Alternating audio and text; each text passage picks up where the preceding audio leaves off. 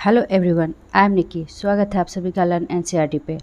आज हम लोग 6 क्लास के 7 अध्याय अशोक एक अनोखा सम्राट जिसने युद्ध का त्याग किया उसके बारे में डिटेल कवर करेंगे। एक बहुत बड़ा राज्य, एक साम्राज्य। हम शेरों का जो सिंह स्तंभ देख रहे हैं, जो सामने से हमें 3 दिख रहा है, लेकिन ये 4 सिंह स्तंभ है। ये अशोक स्तंभ जो सारनाथ से पाया गया है। हम जिन शेरों का चित्र रुपये पैसों पे देखते हैं, उनका एक लंबा इतिहास रहा है। उन्हें पत्थरों को काट कर बनाया गया या फिर उन्हें सारनाथ में एक विशाल स्तंभ पे स्थापित किया गया था। इतिहास के महानतम राजाओं में से एक अशोक के निर्देश पर इसके कई स्तंभों और पत्थरों पर अभिलेख का उत्कीर्ण किया गया है। और यहाँ ये जानेंगे अभिलेखों का जो अध्ययन है उसे एपिग्राफी कहते हैं। यह समझने की कोशिश करें कि उनके राज्य को साम्राज्य क्यों कहा गया। राज्य और साम्राज्य में अंतर है। राज्य और साम्राज्य में छोटा सा अंतर क्या है कि राज्य छोटा सा, साम्राज्य की अपेक्षा में राज्य जो होता है छोटा है, साम्राज्य बड़ा होता है। अशोक जिस साम्राज्य पर शासन करते थे उसकी स्थापना उनके दादा चंद्रगुप्त मौर्य ने लगभग 2300 साल पहले की थी। चाणक्य या कौटिल्य एक ही व्यक्ति का नाम है। एक बुद्धिमान व्यक्ति थे जिन्होंने चंद्रगुप्त की सहायता की थी।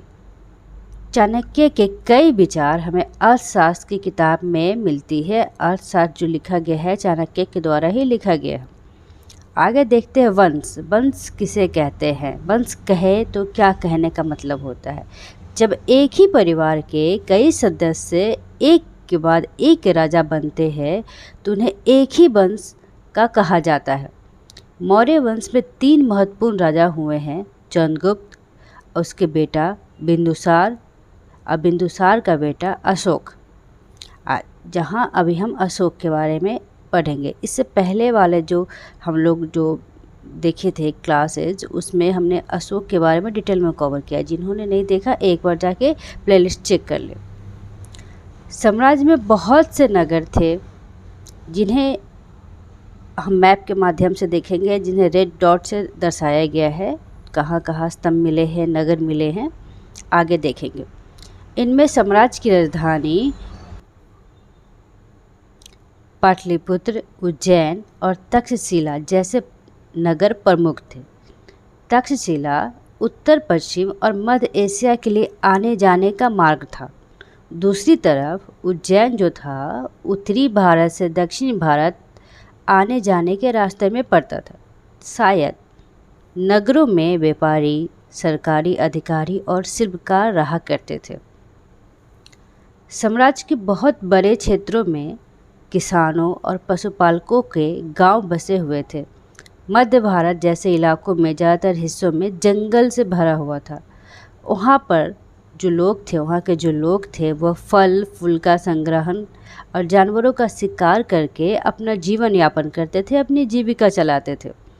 साम्राज्य के अलग अलग इलाकों में लोग भिन्न भिन्न भाषाएं बोलते थे। वे लोग शायद अलग अलग प्रकार के भोजन करते थे, यहाँ तक कि अलग अलग किस्म की पोशाक पहनते थे। अब हम यहाँ जो बात कर रहे हैं भिन्न भिन्न अलग अलग, अभी भी हमें पता है भारत को विविधताओं का देश कहा गया है। वो इसलिए कहा गया है क्योंकि यहाँ का हर चीज़ देखते क्या है, हर थोड़े थोड़े जगह पे वहाँ की भाषा, वहाँ का रहन सहन, पोशाक, कल्चर, रीति रिवाज सब एक अलग अलग ढंग का होता है। तो ये भारत इसीलिए विविधताओं का देश भी कहा गया है। और हम थोड़ा ऊपर जाते हैं, देखते हैं कि जिन जगहों पे अशोक का शिलालेख मिला है, शिला मतलब पत्थर, पत्थर पे जो लेख मिला है उन्हें हम लाल बिंदियों से दिखाया गया है, जिसे इससे पहले वाले वीडियो में हमने अच्छे से कवर किया। जैसे मानसेहरा, शहबाजगढ़ी, और हम अभी वर्तमान में जो भारत से बाहर है, उत्तर पश्चिम भारत में है लंपक, कंधार। भारत की बात करते हैं तो कालसी, मेरठ, टोपरा, बहापुर जो दिल्ली में है, गुज्जर, कौशाम्बी, लुम्बिनी जो बुद्ध से जन्म से रिलेटेड जगह है, रामपुरबा जो बिहार में है, लौरिया अरेराज, पाटलिपुत्रा, इलाहाबाद, रूपनाथ, सांची, पनगुडिया, गुजरात में गिरनार एक ऐसा स्तंभ है, वहाँ से जितने 14 जो शिलालेख मिले हैं वो सारा गिरनार में हमें प्राप्त हो जाते हैं। सुपारा, सन्नति, मास्की जहाँ से अशोक का नाम अशोक मिला है, ब्रह्मगिरी जो कर्नाटक में है वर्तमान, यारागुडी, कलिंग युद्ध जो हुआ था 261 ईसा पूर्व में, धौली, जौगर, ये हर इन जगहों से हमें अशोक का शिलालेख प्राप्त हुआ है। आगे देखते हैं राज्य साम्राज्य से भिन्न कैसे है। जैसे मैंने पहले ही बताया कि राज्य और साम्राज्य में क्या अंतर है। क्योंकि साम्राज्य जो होता है बड़े राज्यों से क्या होता है, बड़ा होता है और उनकी रक्षा के लिए बड़ी सेनाओं की ज़रूरत होती है। इसलिए सम्राटों को राजाओं की तुलना में ज़्यादा संसाधनों की ज़रूरतें होती है। इसी कारण जो होता है उन्हें बड़ी संख्या में कर इकट्ठा करने वाले अधिकारियों की ज़रूरत होती है।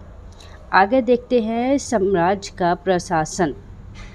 चूँकि मौर्य साम्राज्य बहुत बड़ा था, इसलिए अलग अलग हिस्सों पे अलग अलग ढंग से शासन किया जाता था। पाटलिपुत्र और उसके आसपास के इलाकों पर सम्राट का सीधा नियंत्रण था। इसका मतलब क्या था? इसका मतलब ये हुआ कि इस इलाकों में जो गांव और शहर के जो किसान होते थे, पशुपालकों, शिल्पकारों और व्यापारियों से जो कर इकट्ठा किया जाता था, उसके लिए राजा अधिकारियों को नियुक्त करता था। जो राजा के आदेशों का उल्लंघन करते थे, उसके लिए अधिकारी को सज़ा भी दी जाती थी। इनमें से कई ऐसे अधिकारी को वेतन भी दिया जाता था। संदेश वाहक जो होते थे एक जगह से दूसरी जगह घूमते रहते थे और राजा के जासूस अधिकारियों के कार्यकलाप पे नज़र रखते थे। इन सब के ऊपर जो थे सम्राट होते थे, जो राज परिवार और वरिष्ठ मंत्रियों की सहायता से सब पर नियंत्रण रखता था। आगे देखते हैं मौर्य साम्राज्य के भीतर कई छोटे छोटे जो है या प्रांत होते थे।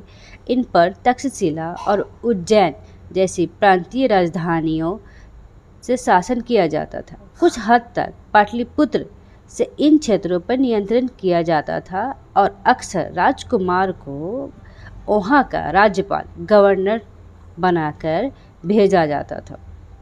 लेकिन ऐसा लगता है कि इन जगहों पे स्थानीय परंपराओं और नियमों को भी माना जाता था।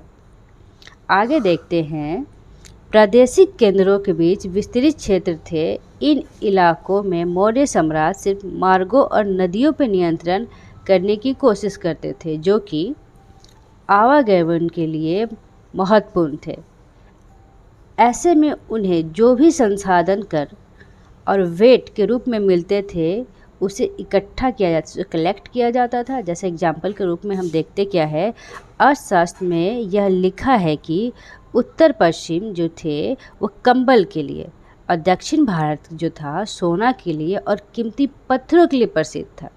अब संभव है कि संसाधन नजराने के रूप में इकट्ठे किए जाते थे। अब हम यहाँ देखें नजराना वर्ड, नजराना किसे कहते हैं? नजराना कहने का क्या अर्थ होता है?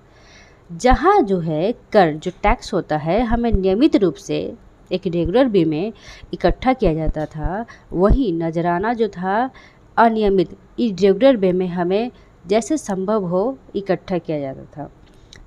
ऐसे नजराने जो होते हैं विविध पदार्थ, अलग अलग पदार्थ के रूप में दिए जाते थे। वो जो दिए जाते थे वो लोगों की अपनी इच्छा स्वेच्छा से दिए जाते थे।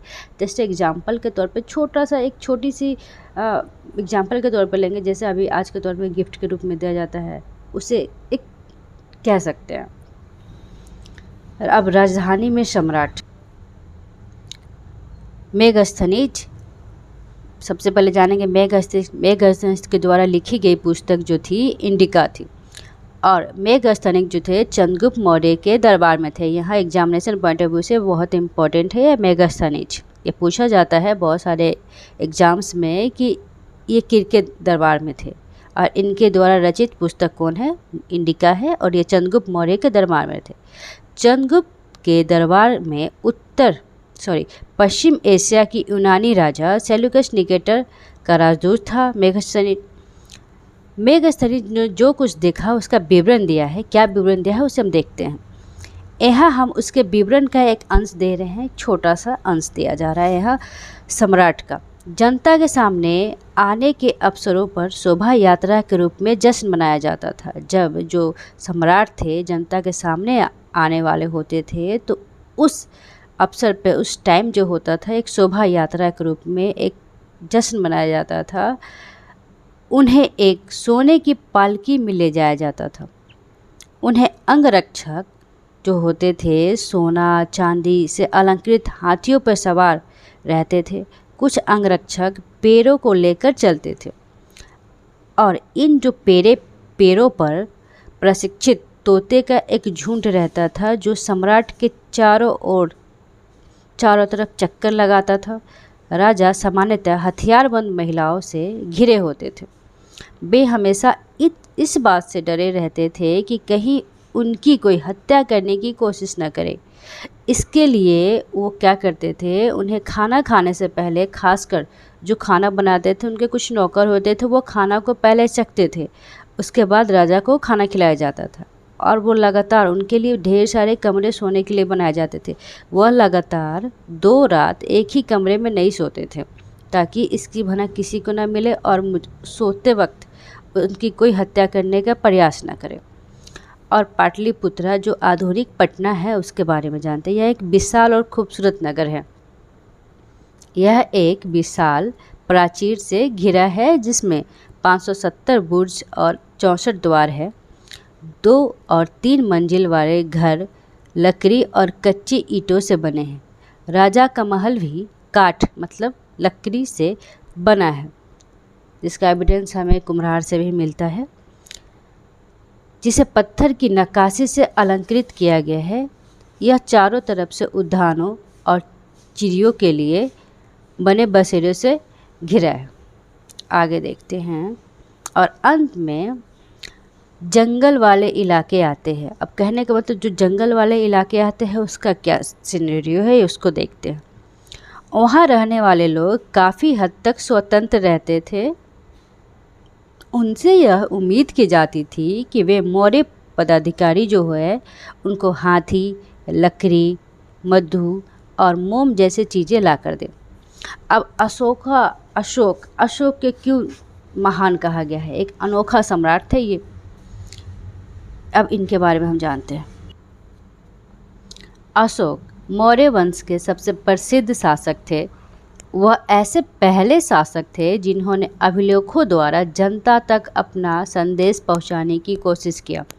अभी भी हम देखते हैं, अभी के भी जो लीडर्स होते हैं, अभी के भी जो भी होते हैं, न्यूज होते हैं, ये एक अशोक के द्वारा सब प्रथम इन्होंने ही स्टार्ट किया, जिसके इंस्पायर होके अभी भी हम देखते हैं। जैसे अभी की जो गवर्नमेंट है वो हमें कोई संदेश पहुंचाना चाहते हैं तो बहुत सारा पंपलेट होते हैं, न्यूज होते हैं, बड़े बड़े पोस्टर लगे होते हैं। उसी तरह अशोक जो है शिलालेख और अभिलेख के माध्यम से जनता से कनेक्ट होना चाहे। उन्होंने अपना सोच बताना चाहा, अपना जो रूल्स है वो बताना चाहा। और था क्या कि अशोक के जो ज़्यादातर अभिलेख थे प्राकृत भाषा और ब्राह्मी लिपि में थे ताकि ये एक आम जनमानस तक पहुंच पाए। लेकिन इसके साथ साथ खरोष्टी लिपि और माइक लिपि का भी प्रयोग किया गया है अशोक के अभिलेख में। अब कलिंग युद्ध का वर्णन करते हुए अशोक का एक अभिलेख है जिसमें देखते हैं। सबसे पहले कलिंग युद्ध जो हुआ है 261 ईसा पूर्व में हुआ है। और अपने अभिलेख में अशोक ने यह बात कही है, राजा बनने के 8 वर्ष बाद मैंने कलिंग विजय की। लगभग 1.5 लाख लोग बंदी बना लिए गए, 1 लाख से अधिक ज़्यादा लोग मारे गए। इससे मुझे अपार दुख हुआ। क्यों? जब किसी स्वतंत्र देश को जीता जाता है तो लाखों लोग मारे जाते हैं और बहुत सारे बंदी बनाए जाते हैं। इसमें ब्राह्मण और श्रमण भी मारे जाते हैं। जो लोग अपने सगे संबंधी और मित्रों को बहुत प्यार करते हैं तथा दासों और मृतकों के प्रति दयावान होते हैं, वे भी इस युद्ध में मारे जाते हैं या अपने प्रियजन को खो देते हैं। इसलिए मुझे पश्चाताप हो रहा है। अब मैंने धर्म का पालन करने और दूसरों को इसकी शिक्षा देने का निश्चय किया है।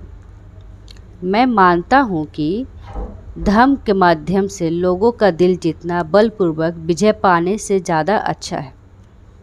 मैं यह अभिलेख भविष्य के लिए एक संदेश के रूप में इसलिए उत्कीर्ण करा रहा हूँ कि मेरे बाद मेरे बेटा और मेरे पोते भी युद्ध ना करें। इसके बदले उन्हें यह सोचना चाहिए कि धर्म को आगे कैसे बढ़ाया जा सके। अब अशोक का कलिंग युद्ध। कलिंग तटवर्ती उड़ीसा का एक प्राचीन नाम है जिसकी राजधानी तोसली थी। अशोक ने कलिंग को जीतने के लिए एक युद्ध लड़ा, लेकिन युद्ध जनित हिस्सा में खून खराबा देखकर उन्हें युद्ध से वितृष्णा हो गई। उन्होंने निर्णय लिया कि वे भविष्य में युद्ध कभी न करेंगे और उसके बाद उन्होंने युद्ध किया भी नहीं। अशोक का धर्म क्या था? आप जानते हैं कि अशोक का धर्म क्या है। अशोक के धर्म में किसी देवता की पूजा अथवा किसी कर्म कांड की आवश्यकता नहीं थी। उन्हें लगता था कि जैसे पिता अपने बच्चों को अच्छे व्यवहार से शिक्षा देते हैं, वैसे ही उनका यह कर्तव्य था कि अपने प्रजा को निर्देश दे। वे बुद्ध के उपदेश से भी प्रेरित हुए थे। ऐसी कई समस्याएं थी जिनके लिए उनमें संवेदना थी। उनके साम्राज्य में अलग अलग धर्मों को मानने वाले लोग थे और इससे कई बार टकराव पैदा हो जाता था। जानवरों की बलि चढ़ाई जाती थी। दासों और नौकरों के साथ क्रूर व्यवहार किया जाता था। इनके अलावा परिवार में पड़ोसियों के बीच भी झगड़े होते थे। अशोक ने यह महसूस किया कि इन समस्याओं का निदान उनका कर्तव्य है। इसलिए उन्होंने धर्म महामात्र नामक अधिकारियों की नियुक्ति की, जो जगह जगह जाकर धर्म की शिक्षा देते थे। इसके अतिरिक्त अशोक ने अपने संदेश कई स्थानों पर शिलाओं पर और स्तंभों पर खुदवाए। अधिकारियों को यह निर्देश दिया गया कि वे राजा के संदेश को उन लोगों को पढ़कर सुनाए जो खुद नहीं पढ़ सकते थे। अशोक के धर्म के विचार रूस को प्रसारित करने के लिए सीरिया, मिस्र, ग्रीस और श्रीलंका भी दूत भेजे गए। और यहाँ एक चित्र है, एक उत्कृष्ट पॉलिश वाले पत्थर। इस मूर्ति को देखते हैं। यह जो है बिहार के रामपुरवा में मिला है और ये एक मौर्यकालीन स्तंभ का हिस्सा है। अभी इसे राष्ट्रपति भवन में रखा गया है। यह उस समय का मूर्ति कला का एक नमूना है। एक स्तंभ पे बैल का होना, अलग अलग स्तंभ पे अलग अलग जानवरों का होना एक अलग ही संदेश पैदा करता है। आगे देखते क्या है। अशोक ने बहुत जगह सड़कें बनवाई, कुएं खुदवाए, विश्राम गृह बनवाए। इसके अतिरिक्त उन्होंने मनुष्य व जानवर की चिकित्सा का भी व्यवस्था करवाया। अशोक का अपना प्रजा के लिए क्या संदेश है उसे देखते हैं। लोग विभिन्न अवसरों पर अनुष्ठान करते हैं। जैसे एग्जाम्पल के तौर पे देखते हैं कि जब वे बीमार होते हैं तो और जब उनके बच्चे का विवाह होता है, बच्चों के जन्म पे जब यात्रा शुरू करते हैं, वे तरह तरह का अनुष्ठान करते हैं। ये किसी कर्मकांड से कम नहीं है। अब कहना चाह रहे हैं कि इसके बदले क्या किया जाए। इसके बदले यदि लोग दूसरे रीतियों को माने तो वो ज़्यादा फलदायी होगा। वो रीति क्या है? वो ये है, अपने दासों और नौकरों के साथ अच्छा व्यवहार करे, बड़ों का आदर करे, सभी जीवों पर दया करने और ब्राह्मणों तथा श्रमणों को दान देना। यह धर्म की प्रशंसा या दूसरे धर्म की निंदा ना करे। दोनों ही बात गलत होता है। कहने का मतलब है कि अगर हम अपनी धर्म की प्रशंसा कर रहे हैं और सामने किसी और के धर्म की निंदा कर रहे हैं, दोनों बात ही गलत है। हर किसी को दूसरे धर्म का आदर करना चाहिए। यदि कोई अपने धर्म की बड़ाई और दूसरे के धर्म की बुराई करता है तो यह वास्तव में होता क्या है, वह अपने धर्म को ज़्यादा नुकसान पहुंचा रहा होता है। इसलिए हर किसी को दूसरे के धर्म के प्रमुख विश्वासों को समझने की कोशिश करते हुए उसका आदर करना चाहिए। जैसे भारत के जो प्रथम प्रधानमंत्री पंडित जवाहरलाल नेहरू ने लिखा है, उनके धर्मादेश आज भी हमसे एक ऐसी भाषा में बात करते हैं जिन्हें हम समझ सकते हैं और जिनसे हम बहुत कुछ सीख सकते हैं। अशोक ने धर्म के विचार को दूर दूर तक फैलाने के लिए उन बातों को बताया जो आपके अनुसार आज प्रासंगिक है। अब यहाँ अलग अलग भाषा में अलग अलग लिपि में लिखा गया है आरंभिक ब्राह्मी कैसे थी। अभी जो हम लोग देवनागरी शब्द जो हिंदी के लिए यूज करते हैं उसमें क्या है, बांग्ला में क्या है, मलयालम क्या है, तमिल क्या है। आगे है कुछ अलग जानते हैं। इसमें हम चीन की दीवार के बारे में जानेंगे। मौर्य साम्राज्य से उभरने से थोड़ा पहले लगभग 2400 वर्ष पहले चीन के सम्राटों ने चीन के दीवार का निर्माण करना शुरू कर दिया था। इसे बनाने का उद्देश्य उत्तरी सीमा के पशुपालकों लोगों से रक्षा करना था। लगभग 2000 वर्ष तक इस दीवार का निर्माण का कार्य चलता रहा क्योंकि साम्राज्य की सीमाएं बदलती रही। यह दीवार लगभग 6400 किलोमीटर लंबी है। यह पत्थर और ईंट से बनी है। इसकी ऊपरी सतह सड़क जैसी चौड़ी है। इस दीवार को बनाने के लिए हजारों लोगों को काम करना पड़ा। हर 100-200 मीटर की दूरी पर इस पर निगरानी के लिए बुर्ज बने हुए हैं। आगे देखते हैं। आगे ये चैप्टर समाप्त है, फिर भी इसमें कुछ ऐसी मैप है जो बहुत ज़रूरी है। जैसे रेशम मार्ग। रेशम मार्ग बहुत पहले से ही चालू है। रेशम मार्ग पे आज भी देखते हैं तो काम होते रहा।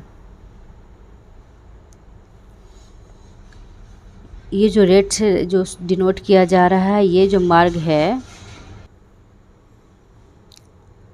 ये मार्ग चीनी शासकों के नियंत्रण में थे। जो ग्रीन का इसमें जो डिनोट कर रहा है, ये मार्ग कुषाण के नियंत्रण में थे, जिसे हम आगे बढ़ेंगे।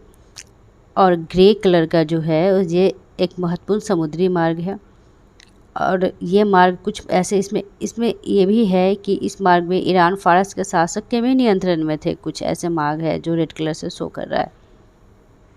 और इन मार्गों पर रोमन शासकों का भी नियंत्रण था। देखते हैं।